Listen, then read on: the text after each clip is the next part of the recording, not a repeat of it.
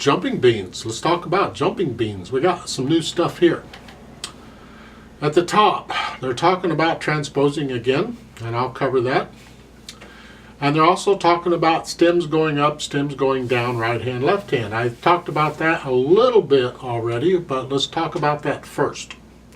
It's quite common in piano when the notes for both hands are in the same staff that the editor or composer or whatever will try and suggest which hand should play which note. It is a suggestion. You don't have to do it that way. But let's follow along, especially with an etude type stuff. An etude is a study piece. We do etudes because they help us learn certain technical skills on the piano. Well, in this case, look at the first note. Now, if you see the finger numbers, it's 3 finger numbers. Both hands are using the middle finger. But the first note, the stem's going down. The next note, stem's going up, and then stem's going, they're alternating, stem's going. So they want you to do the stem down notes with the left hand. Now they have an LH there to remind you, but you don't need the LH or the RH. The stem is telling you which hand is what. So you just put here, and the left hand's going here. So then the question is, which hand's on top? Because it's this way or this way. We have to look at the music. The hand that moves around needs to be on top because it's got to move around. So, and when you're crossing hands, you almost always go over. Right? Very seldom do you go under. So over. So in this case, the right hand's got. The left hand's got to be on top. So it's here. So because in the next measure, the left hand's playing G. And then the third measure, the left hand's playing a D. It's coming down here. So the left hand is moving around. The right hand is just staying on the F. So the left hand is on top. And that's that part of it. They're talking about transposing up there, and this is another way of transposing. And this I like a little better. What we're doing here is not so much on the notes, is they're suggesting you transpose it up a half a step. Remember, a half a step is the shortest distance between 2 notes. So it's here to here, here to here. These are all half steps. Doesn't matter what direction you're going. Those are all half steps. So if we take it up, transpose it up a half a step, instead of these notes, we're going to use these notes. So we're going to do here and here, and we're just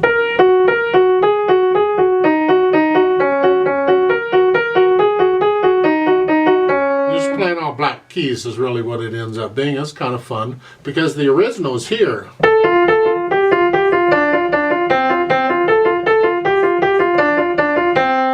I mean, I could take it down a half steps, a little trickier, because it's a combination of white and black notes. If I do that, because I'm here, I go here.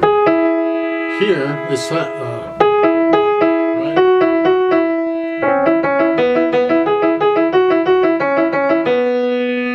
You transpose it wherever.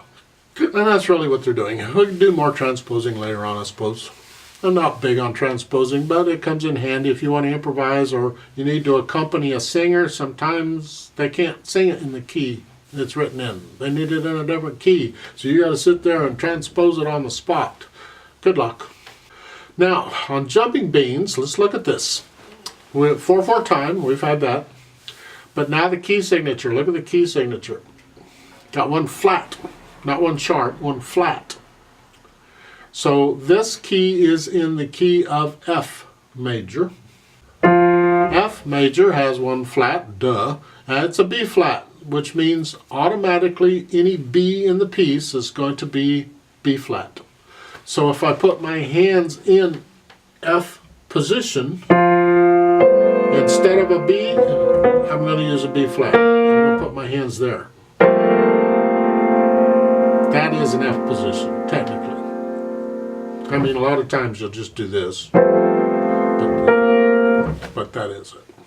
There are no B's in this piece, so we don't have to worry about it. I just need you to understand the idea of the key signature. And if you want, go do my scale video on F major, do the beginner part. It's fingered a little differently than the other scales. That's about all I needed to point out here, I think. Let's try this out. 4/4 time. We're going to go slow. This one, for a while, you may need to be looking down at the keyboard for a while. So this may take some practice to get it where you can play it smoothly, because once the beat starts on a piece at the beginning, regardless of how fast you're going to go, once the beat starts, it's got to keep chugging along, and it can't stop, it can't hesitate, it can't do squat until you get to the end. And until you can play it that way, you don't know it. You're not ready to go on until you can play this piece evenly. Regardless, I don't know how fast your fast is. You don't have to go fast, I don't care. Just take it nice and slow. We're going to go really slow. Now I could say bring out the melody, but the whole thing's melody, so it doesn't matter, bring it all out. So once you can play it yourself and you think you've got it, come back to this video, watch the discussion part again, you may have forgotten something, and then play it with me. So I'll give us 4 counts, let's try it out. So the left hand the right hand plays F throughout the whole thing. That's good enough. I'm not going to put the other hands up there because the left hand needs this. So I'm going to leave the right hand down. And then the right hand is starting here. And that's where we're going to start. The left hand moves around a lot. 1, 2, ready, go.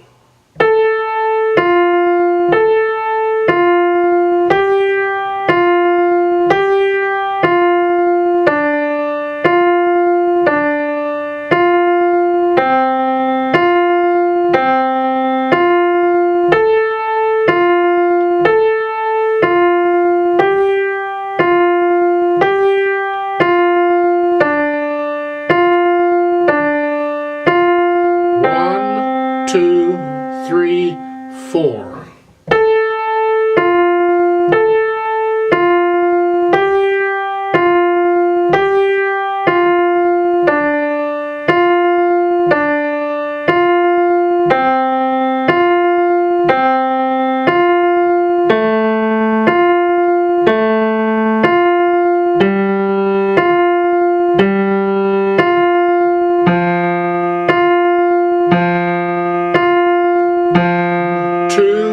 Three, four, off.